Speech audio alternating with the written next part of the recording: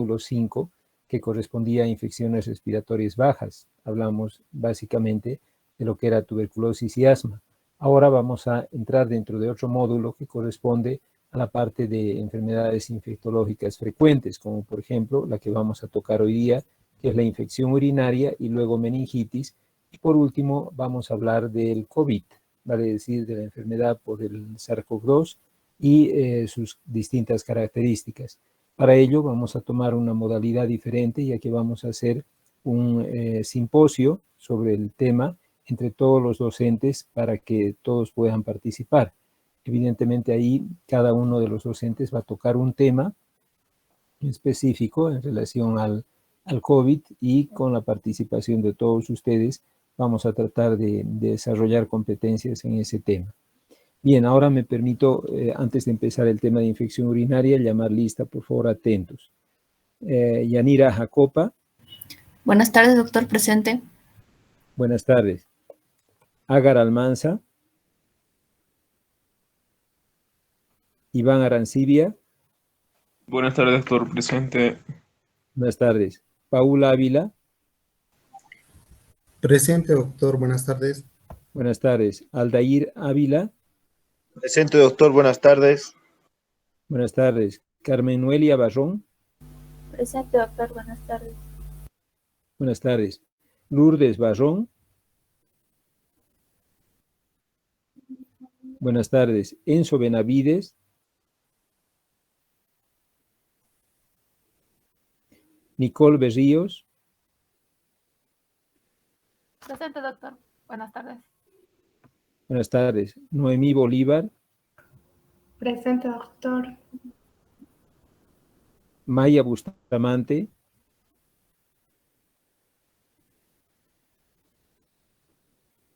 Claret Calderón. Buenas tardes, doctor. Presente. Buenas tardes. Orlando Castro. Presente, doctor. Gabriela Chávez. Raquel Chuca. Mabet Copa.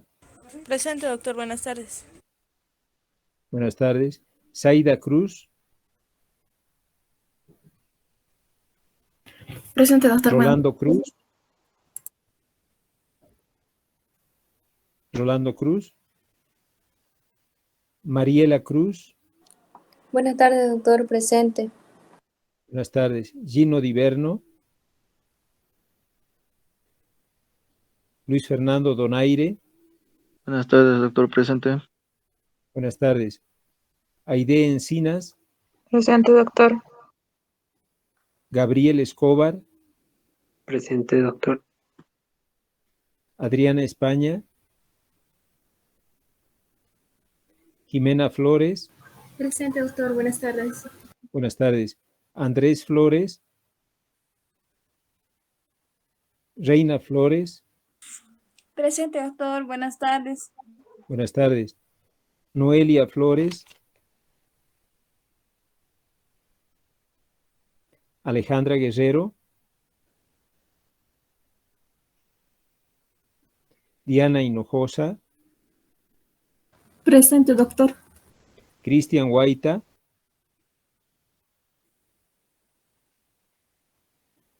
Eloy Jesús.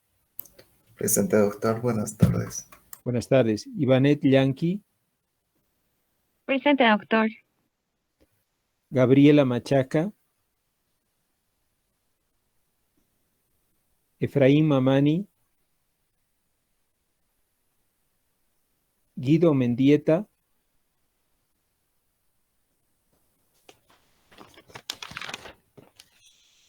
Ana Beatriz Mogro.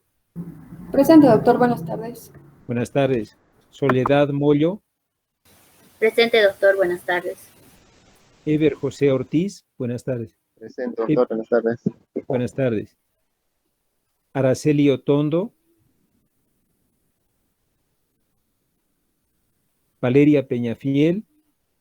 Presente, doctor. Buenas tardes. Buenas tardes. Pablo Manuel Quevedo. Buenas tardes, doctor, presente. Yanina Quispe.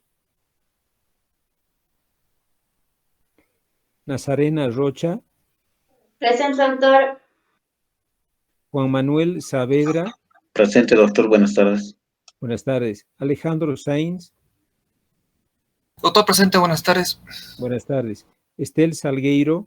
Presente, doctor. Buenas tardes. Buenas tardes. Laura Beatriz Salinas. Ariadna Samanés. Presente, doctor. Buenas tardes. Buenas tardes. Lourdes Sandoval. Presente, doctor. Buenas tardes. Buenas tardes. Doctor. Fabián, Una ¿sí? compañera que está en clase pero no le puede contestar. Otondo, por favor, doctor. Ya, está bien. Fabián Sandoval.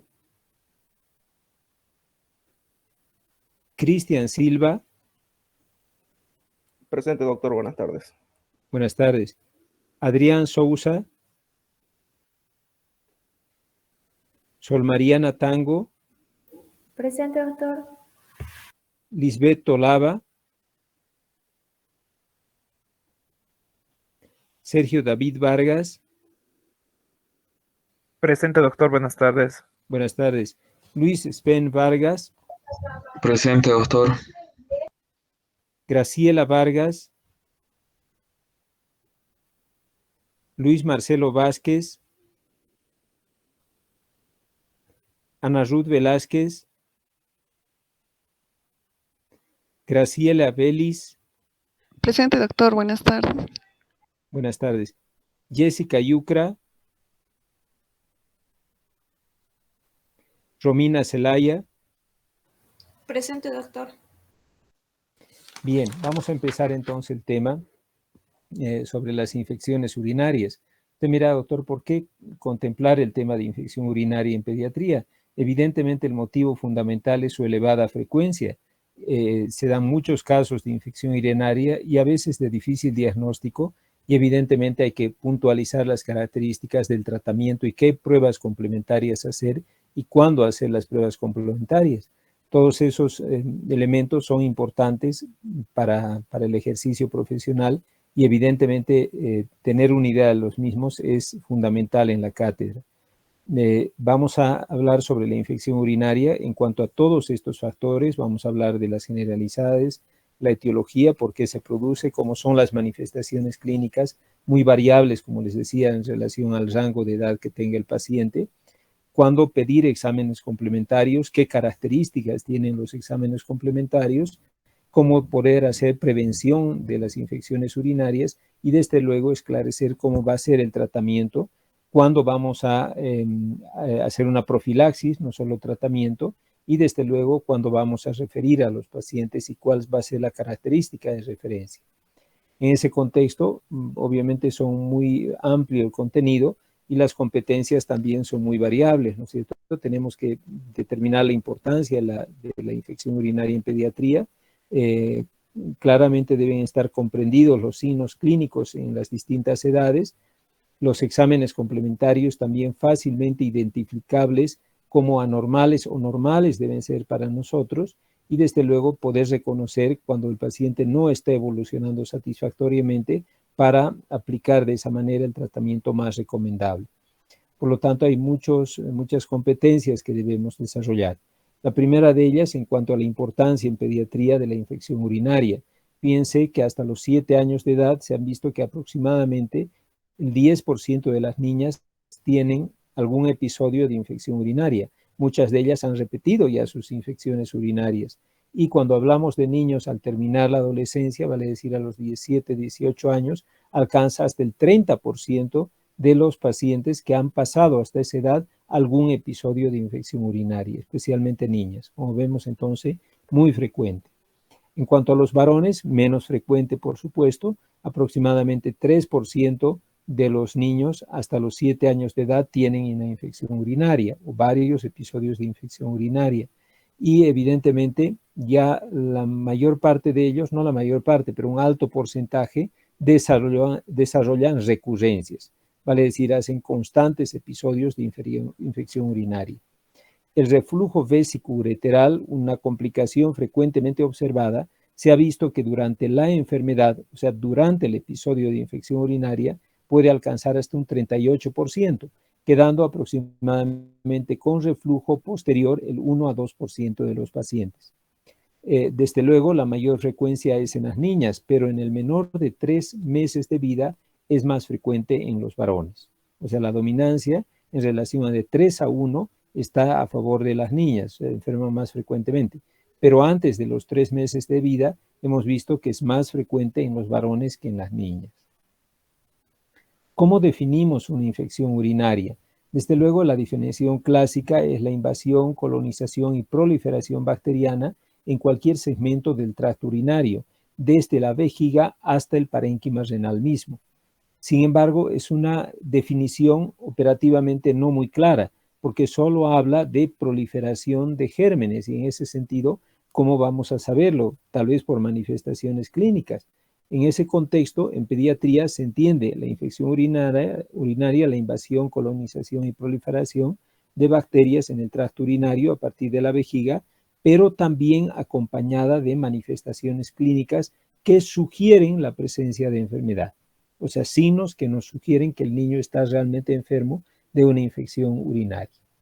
Esto representa también, ya mejora el diagnóstico, permite un abordaje más clínico, por supuesto, pero también se hace difícil en ciertos grupos etarios, porque comprenderán ustedes lo clásico en una infección urinaria es la disuria, la poliuria, la polaquiuria y desde luego también el aspecto de la incontinencia, de la enuresis. Sin embargo, eso será factible en niños ya controladores de esfínter, vale decir, a partir de los 2 años. Pero ¿qué pasa en niños pequeños? ¿Cómo se va a manifestar? Un niño no verbal, digamos de 6, 7 meses de vida, ¿cómo va a manifestar la presencia de disuria? Imposible que lo pueda hacer.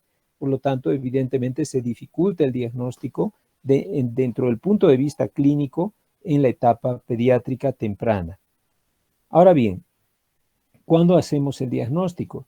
Cuando encontramos signos y síntomas sugerentes, pero asociado a un examen general compatible, o sea, vale decir, da la apariencia de tener una infección urinaria, pero que además hablamos de diagnóstico, si no hablaríamos hasta ahora de sospecha diagnóstica, pero ya de diagnóstico, cuando podemos por medio del urocultivo aislar el germen.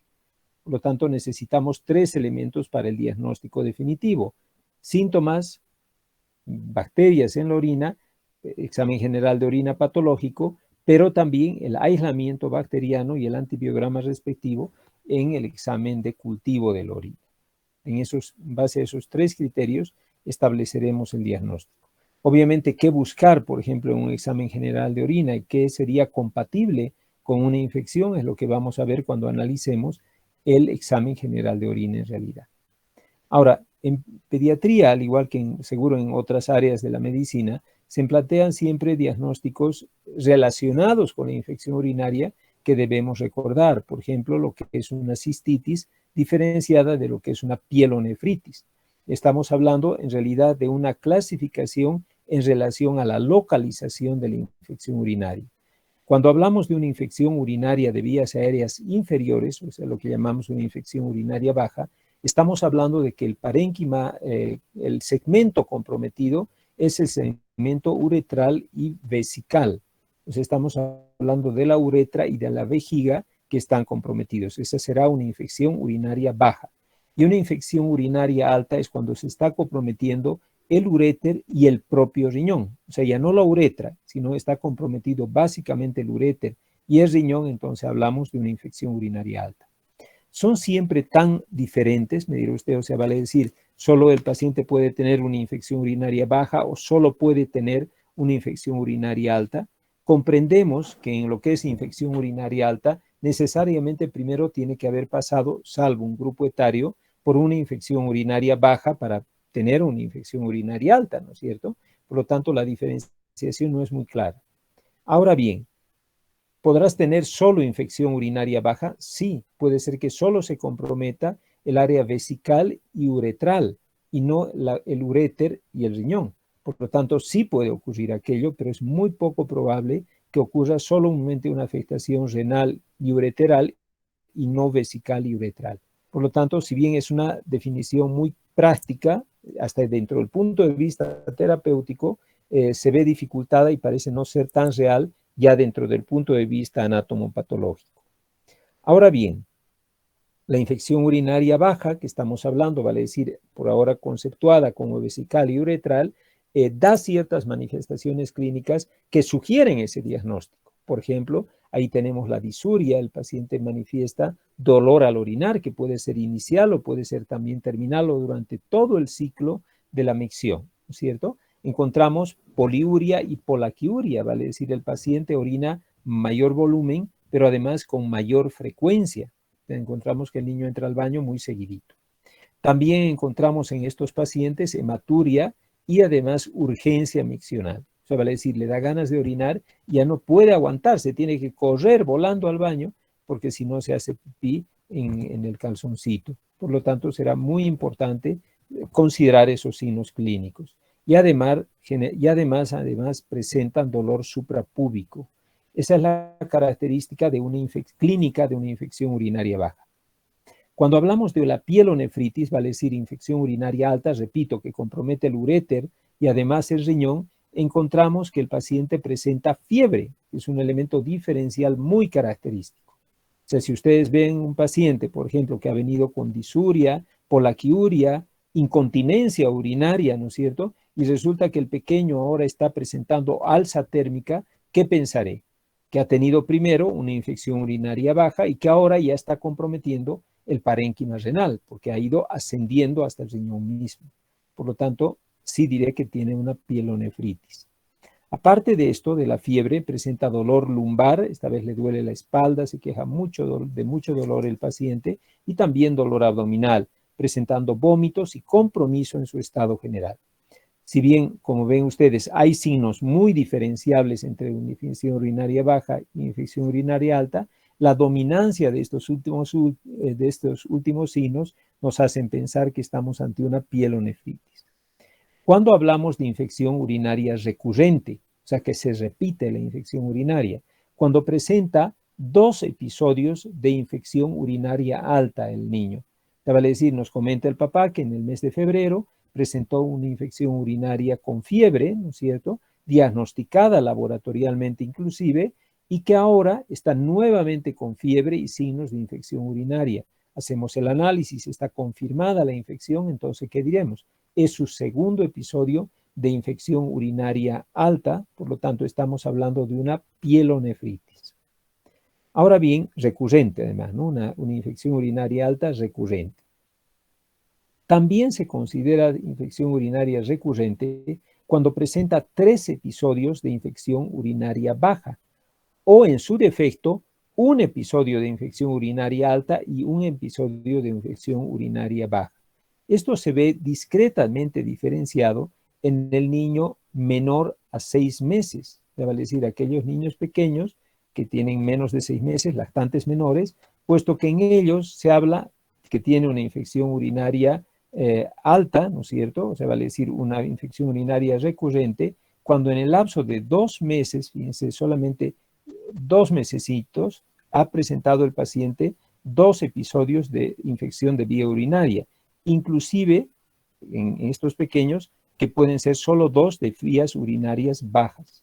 O sea, vale decir, un niño tuvo hace 6 meses, o hace 5 meses, un episodio de disuria, polaquiuria, se hizo un estudio y se vio que era una infección urinaria baja, y resulta que ahora otra vez está con evidente llanto al momento de orinar el paciente, y la orina se ha puesto oscurita, sin fiebre, le hago un análisis y tiene infección urinaria. Ha tenido 2 episodios de infección urinaria baja. Este niño tiene una infección urinaria recurrente por su rango de edad. ¿Se dan cuenta? Habíamos dicho que será recurrente cuando tiene 3 episodios de infección urinaria baja, pero en niños menores de 6 meses se considera como aceptable en infección urinaria recurrente 2 episodios de infección urinaria baja. Otro concepto importante es la bacteriuria asintomática. Vale decir, cuando el niño, ¿qué es esto? Me dirán ustedes, cuando el niño, en un estudio de rutina, digamos, ustedes van a hacer una cirugía programada de hernia umbilical a un paciente que no ha cerrado su hernia y le piden estudios complementarios de rutina para someterlo a la cirugía, pero les informan que el examen de orina ha salido patológico. Vale decir, tiene recuento de bacterias elevado en la orina. Y resulta que el paciente está totalmente asintomático, no tiene nada. No tiene dolor al orinar, no tiene polaquiuria, no tiene fiebre, no tiene dolor abdominal, lumbar, nada, no tiene síntomas. Entonces, ¿qué llamamos a este niño? Que tiene una bacteriuria asintomática, que se considera prácticamente normal y no requiere ningún tratamiento. O sea, el diagnóstico es muy importante porque no requiere nada. Entonces usted me dirá, lo va a dejar al niño asintomático, con bacteriuria en la orina, sin tratamiento. Sí, no se recomienda tratar. Se ha visto que el tratar a estos niños, porque antes se trataba a todo niño con bacteriuria, aunque sea asintomática, se trataba. Sin embargo, se ha visto que la evolución ha sido la misma. O sea, aquellos niños que fueron tratados, como aquellos niños que no fueron tratados, en un tiempo perdieron la bacteriuria. Por lo tanto, se ha recomendado no tratar a estos pacientes porque al final va a perder. Evidentemente hay casos especiales que siempre deben ser analizados.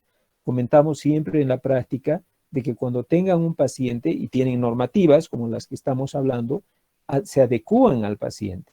Digamos que es un niño que ahora viene a la consulta por un estudio de rutina normal, le tienen que someter a una curación dental, es un niño pequeño, tiene 9 meses de vida, y obviamente el odontólogo ha indicado de que no puede intervenirlo estando despierto, no tolera las anestesias locales, no puede hacer nada, no abre la boquita, es reacio al examen odontológico. Entonces él ha recomendado hacer la cirugía, la reparación y la corrección dental bajo anestesia general. Pues le piden, por supuesto, sus análisis generales en total y observan que el niño tiene un estado de inmunodepresión severa. O sea, vale decir, está con un problema de leucemia, en tratamiento para la leucemia y está con un estado de inmunodepresión inducida por la misma terapia. Y hacen examen de orina y este está muy patológico. El niño no tiene ningún síntoma en este momento. ¿Qué hacer con el paciente? ¿Qué opinan ustedes? Que sí se debería realizar tratamiento porque si no es probable que esto ocasione otros focos de infección por el nivel bajo de defensas que tiene. Ya es un caso particular. Si pensamos en bacteriuria asintomática, uno diría, no se trata, no hay necesidad. Sin embargo, en el contexto de este paciente, sí deberíamos tratar, porque es un niño que tiene una patología preocupante de base, que cualquier bacteriuria, en este momento asintomática, puede a la larga convertirse, y más aún con el estado de estrés postquirúrgico, puede hacerse una septicemia.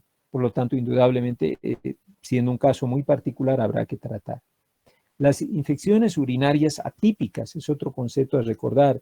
¿Y por qué puntualizar todos estos conceptos? Porque vamos a ir viendo después que evidentemente las conductas, no solo terapéuticas, sino también diagnósticas, son muy diferentes entre una y otra. Por ejemplo, ¿cuándo va a pedir una ureterocistografía? Si tiene una infección urinaria atípica, ¿en qué momento le hace la ureterocistografía? Pues evidentemente es importante saber si tiene infección urinaria atípica para decidir en qué momento hacer este estudio y si se debe realizar o no. Por lo tanto, hay que aprender el concepto, y el concepto de una infección urinaria típica es cuando presenta una infección urinaria alta con una evolución inadecuada. ¿Qué significa evolución inadecuada? Ustedes tienen un niño con una infección urinaria alta, ¿no es cierto? Pielonefritis, el niño está febril, ha presentado dolor lumbar, decaimiento en su estado general, muchísima fiebre. Inician un tratamiento inicialmente empírico, porque obviamente no tienen todavía aislado al germen, están en espera del cultivo, pero han pasado 48 horas con el uso de ceftriaxona y el paciente no ha mejorado. Se esperaba encontrar mejoría a partir de las 48 horas, ya son 72 horas y el paciente no evoluciona bien, no mejora. Pues esa se llama infección urinaria atípica, porque no ha tenido la evolución natural con tratamiento que debería ser de mejoría clínica a partir de las 48 horas. Cuando la infección urinaria que estamos hablando genera además signos de septicemia, vale decir, de respuesta inflamatoria sistémica de causa infecciosa, el niño está muy agitado, con dificultad respiratoria, presenta además fiebre muy alta, los reactantes inflamatorios de fase aguda están enormemente elevados, la procalcitonina, la proteína C reactiva están altísimas, tiene una ferritina sérica muy alta, es una sepsis prácticamente. ¿Qué van a decir? Que tiene una infección urinaria atípica. No es el comportamiento normal de una infección localizada en la vía urinaria, por lo tanto también la llamamos a esa atípica. Cuando en el examen físico de un niño con infección urinaria palpamos una masa abdominal o vesical, hablamos también de infección urinaria atípica.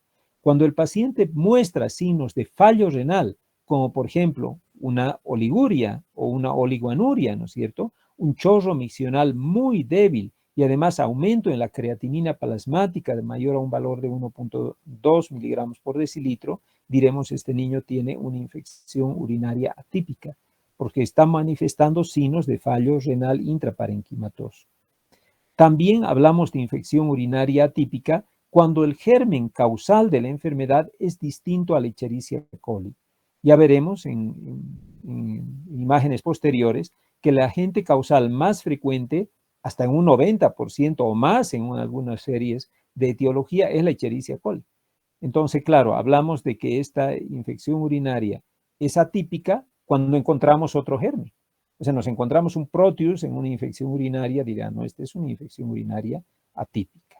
¿De acuerdo? Entonces, estos conceptos debemos tratar de recordar porque nos van a ayudar inclusive a las decisiones terapéuticas y las decisiones diagnósticas en cuanto a exámenes complementarios. ¿Alguna pregunta hasta aquí? ¿Tienen alguna duda?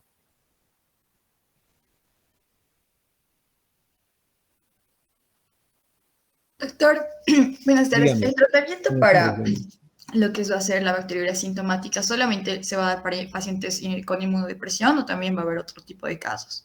En realidad, la inmunodepresión es la única indicación que podría sugerir la necesidad en una infección urinaria atípica o una bacteriuria sintomática, un tratamiento antibiótico. Es la única circunstancia, porque no hay otra que pueda, un estado de inmunodepresión sí, pero si es un paciente, vayamos a pensar que tiene, no sé, otra patología asociada, no tiene por qué ser tratado tampoco. Está bien, doctor. Y en caso de que, por ejemplo, el paciente pueda presentar diabetes tipo 1, por decir, entonces igual Ya. lo trataríamos o no. No, tampoco, no tiene por qué tratarse, porque claro, no está sintomático, no necesariamente requiere un tratamiento. Ahora, ¿qué pasaría? Usted me dirá, doctor, si tiene un paciente diabético, está con bacteriuria asintomática, pero él está inestable en cuanto a sus manifestaciones clínicas. Está haciendo signos de hipoglicemia y de hiperglicemia y ha requerido una mayor dosis sin causa explicable de la insulina. Es insulino dependiente el paciente. ¿Qué diría usted? Pues sí, probablemente la infección urinaria esa ya no es asintomática, porque tiene otros síntomas que no parecen corresponder específicamente a la vía urinaria, pero que sí justifican como signos de infección, pero relacionados con su patología de base. O sea, ahí ya no puede hablar de una asintomática, es simplemente una infección urinaria confirmada por signos que no son típicos de una infección urinaria, pero que claramente corresponden a la infección que está portando el paciente. Está bien, doctor, gracias. De nada, ¿alguna otra duda que tenga? En esa misma pregunta que nos hace Valeria, ¿qué pasaría, usted mira, doctor, que un estudio de rutina ha pedido un análisis de orina, el paciente está asintomático y su glucosa está perfecta? Está muy bien controlado, está manejando con solamente una insulina NPH y resulta que va muy bien y no se ha inestabilizado. Pues no la trata, porque no está manifestándose ni localmente ni sistémicamente la infección urinaria. ¿Alguna duda más, jóvenes, por favor? No hay preguntas, ¿verdad? Bueno, vamos a seguir y después vamos a ver algún caso clínico que seguramente nos va a sacar de alguna duda que puedan tener. Ahora, ¿cómo se contagia? ¿Cómo viene la infección urinaria? Es frecuente en pediatría y hemos visto que hasta en los 18 años un 30% de la población ha tenido infección urinaria. En la sala que estamos ahorita, probablemente hay algunos compañeros que en el transcurso de su vida, todavía en la edad que tienen ustedes, han presentado infección urinaria. O sea que es realmente un 33% de los que estamos, 30 o 33% de los que estamos aquí ha tenido algún episodio de infección de orina. ¿Por qué es tan frecuente? ¿Qué es lo que ocurre? ¿Hay algún factor que permite la explicación de por qué se da con tanta frecuencia? Primero debemos entender que la vía más común de contagio de infección urinaria es la ascendente. Vale decir, la infección urinaria viene porque los gérmenes que se encuentran en el pene o en la vagina ascienden, los gérmenes están subiendo hacia la uretra, la vejiga, el uréter y el riñón. O sea, vale decir, la vía ascendente es la más frecuente. Pero ¿por qué piensan, o sea, si es la vía más frecuente de contagio, por qué podría ser, por ejemplo, Unis, que el paciente tenga infección urinaria? Pues ¿por qué va a tener gérmenes en la vagina, por ejemplo, una niña pequeñita? Tiene usted una niña de 6 meses con infección urinaria y la explica por vía ascendente. ¿Pero cómo? ¿Por qué? Que es una mayor exposición, doctor, en el hecho de que ellos utilizan pañales, entonces un mayor tiempo de exposición a las heces. Ya. Y que en las heces también se encuentran los gérmenes, ¿no?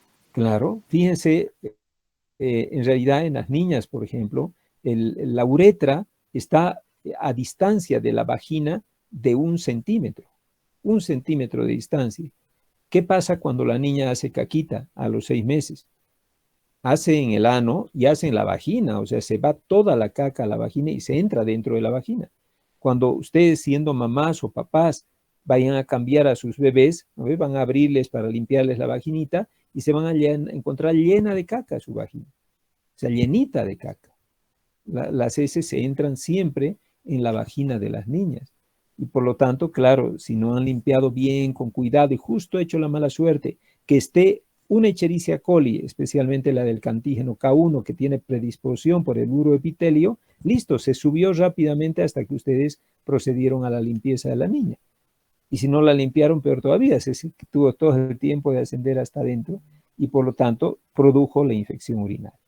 Entonces la explicación es básicamente porque anatómicamente la niña, por eso es más frecuente en las niñas, tiene una distancia mucho más cercana de la vagina que del varón, que es mucho más lejana por la diferencia que hay, primero el testículo, luego el pene, la uretra más larga y evidentemente es muy difícil que alcance hasta la vejiga los gérmenes, por lo tanto mucho menos frecuente. ¿De acuerdo? O sea, la vía ascendente se explica. Pero yo les pregunto a Luis Vargas, que está también presente, ¿por qué entonces es más frecuente en el varón menor de 3 meses la infección urinaria? Es más frecuente en los varones y no en las niñas. ¿Por qué piensa Luis?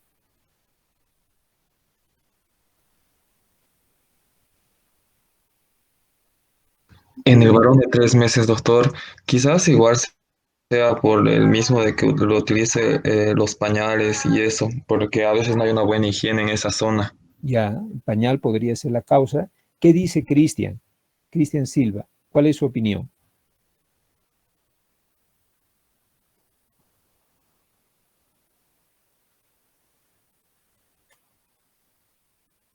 Cristian Silva.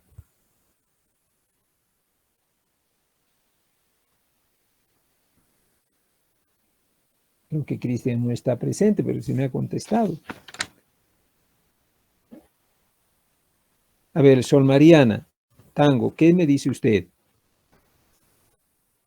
Sol Mariana Tango. Igual por el pañal y también por...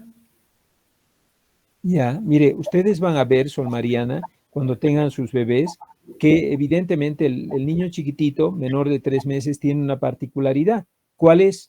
Es súper fimótico. O sea, todos los recién nacidos en los primeros 3 meses de vida tienen una fimosis fisiológica.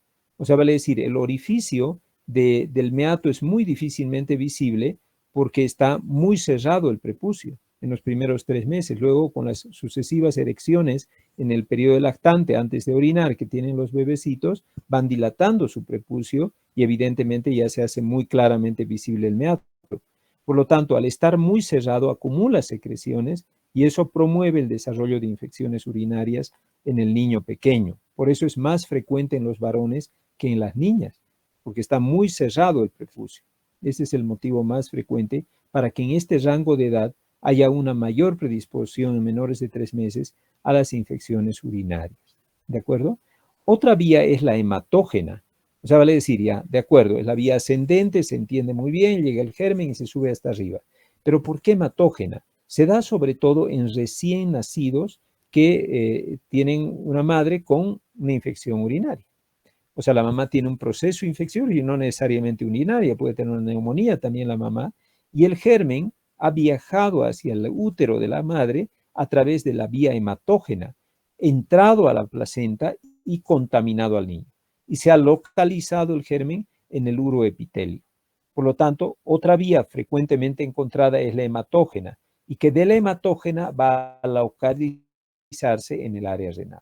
Por lo tanto, es otro motivo, otra forma en este grupo etario que haya contaminación también en los pequeños pacientes. Aquí muchas veces la dificultad está con los laboratorios porque recibimos un estudio de laboratorio y nos pone estreptococo del grupo B.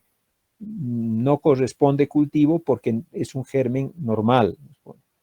Pero en realidad es normal para un joven, para un niño, pero no es normal para un recién nacido. Por lo tanto, ese germen para el recién nacido tiene un comportamiento patógeno y por supuesto debería hacerse antibiograma, pero muchos laboratorios no lo entienden y dicen, no, germen saprófito, no se hace antibiograma. Y claro, nos deja con la preocupación de que evidentemente hay una infección urinaria y no tenemos el antibiograma para iniciar el tratamiento respectivo en base a un estudio que nos confirme la sensibilidad o resistencia a ese antibiótico. Evidentemente, también en la antipatogenia tendrán que ver los factores defensivos. Recordemos que el lactante, sobre todo, donde se hace muy frecuente en los primeros 7 años de vida, donde se hace muy frecuente la infección urinaria, tiene una capacidad defensiva más limitada y por lo tanto es más susceptible de adquirir infecciones urinarias. También hay factores que agravan esta frecuencia, como es, por ejemplo, la característica del germen que ha provocado la infección. Recordemos lo que les decía en cuanto a la Escherichia coli, es un germen que es muy frecuente porque tiene elementos en su superficie que le permiten no solo adherirse al uroepitelio, sino que permeabilizarlo para fortalecer la adherencia. Por lo tanto, evidentemente es un factor ligado al germen que favorece el desarrollo de infecciones urinarias. Hay factores también medioambientales que van a favorecer el desarrollo de infección urinaria, como por ejemplo la calidad de cuidado que se le está dando al niño, sobre todo cuando hay terceros cuidadores que no lo cuidan muy bien. O sea, por ejemplo, cuando vemos una mamá cuidando a su bebé, está pendiente de que el pañal esté mojado, se moja un poquito y ahí dice, muy bien, ya, hay que cambiar. Y le cambia inmediatamente, ¿no? Yo muchas veces veo en la consulta cuando están varios viendo al bebé, cuando estamos en la consulta, pues destapan el pañal, ve que está mojadito, inmediatamente le cambian, pero a veces veo, por ejemplo, que está algún tercero más ahí, por ejemplo, puede ser el suegro o la suegra, no le cambies, apenas se ha mojado, porque claro, los pañales ahora están muy caros y dice, bueno, que esté bien mojado para que recién lo cambiemos, ¿no? Porque si no, claro, va a salir muy caro el asunto. Y sin embargo, claro, eso está promoviendo el desarrollo de la infección urinaria. Esa característica de los cuidadores también es un elemento favorecedor de las infecciones urinarias. Como vemos, hay factores predisponentes en relación al germen, y ahí vemos a la Escherichia coli con la capacidad que tiene de producir toxinas que permeabilizan el uroepitelio, pero también posee Frimbias o filis que le permiten adherirse al mismo y además tiene unas proyecciones en la parte posterior de la bacteria que le permiten migrar ascendentemente hasta llegar hacia el riñón inclusive, ¿cierto? Es un factor favorecedor del germen.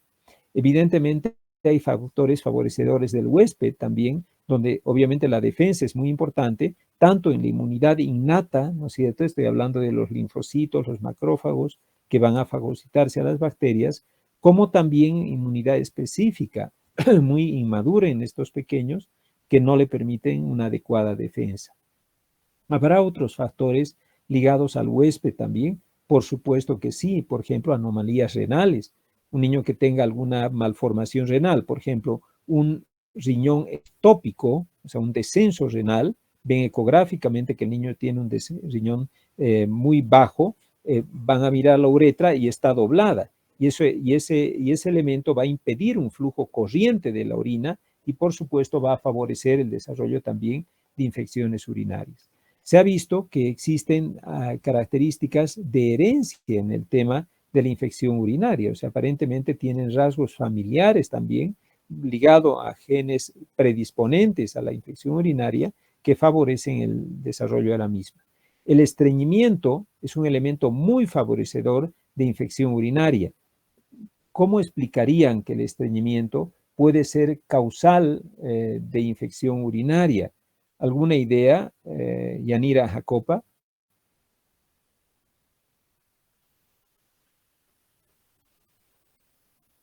Yanira Jacopa, ¿alguna idea cómo el estreñimiento puede favorecer la infección urinaria?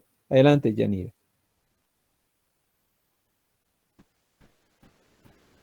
Tal vez porque no vaya a utilizar, bueno, no vaya a hacer mucho del baño y por tanto no va a tener mucha higiene de esa zona.